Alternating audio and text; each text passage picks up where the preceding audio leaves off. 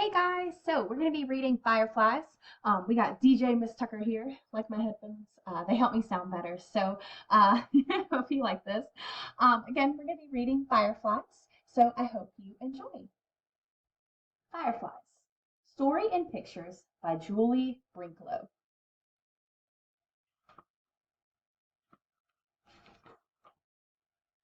On a summer evening, I looked up from dinner, through the open window to the backyard.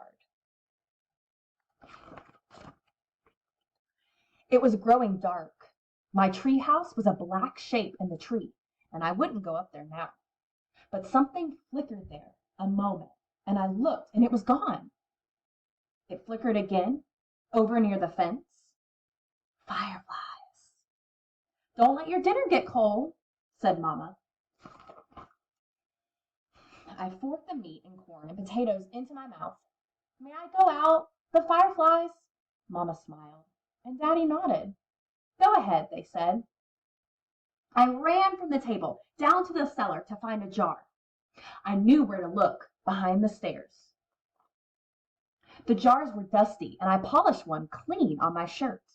Then I ran back up, 2 steps at a time. Holes, I remembered, so they can breathe. And as quietly as I could, so she wouldn't catch me doling them, I poked holes in the top of the jar with Mama's scissors. The screen door banged behind me as I ran from the house. If someone said don't slam it, I wasn't listening.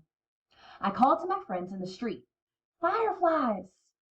But they had come before me with polished jars, and others were coming behind. The sky was darker now. My ears rang with crickets and my eyes stung from staring too long. I blinked hard as I watched them. Fireflies. Blinking on, blinking off, dipping low, soaring high above my head, making white patterns in the dark. We ran like crazy, barefoot in the grass. Catch them, we cried, grasping at the lights. Suddenly, a voice called out above the others. I caught one, and it was my own. I thrust my hands into the jar and spread it open. The jar glowed like moonlight, and I held it in my hands. I felt a tremble of joy and shouted, I can catch hundreds. Then we dashed about, or ran about, waving our hands in the air like nets, catching 2, 10, hundreds of fireflies, thrusting them or shoving them into jars, waving our hands for more. Then someone called from my house. It's time to come in now. And others called from other houses, and it was over.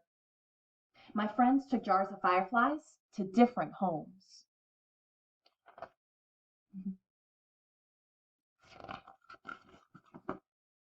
I climbed the stairs to my room and set the jar on the table by my bed. Mom kissed me and turned out the light. I caught hundreds, I said. Daddy called from the hallway.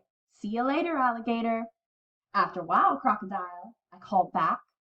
I caught hundreds of fireflies. In the dark, I watched the fireflies from my bed. They blinked off and on, and the jar glowed like moonlight. But it was not the same. The fireflies beat their wings against the glass and fell down to the bottom and lay there.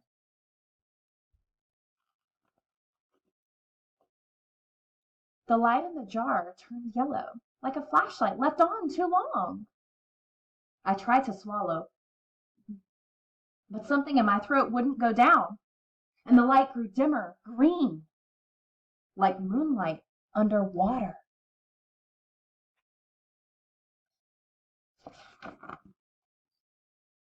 I shut my eyes tight and put the pillow over my head. They were my fireflies. I caught them. They made moonlight in my jar, but the jar was nearly dark. I flung off the covers. I went to the window, opened the jar, and aimed it at the stars. Fly. Then the jar began to glow, green, then gold, then white as the moon, and the fireflies poured out into the night. Fireflies, blinking on, blinking off, dipping low, soaring high above my head, making circles around the moon, like stars dancing. I held the jar, dark and empty, in my hands.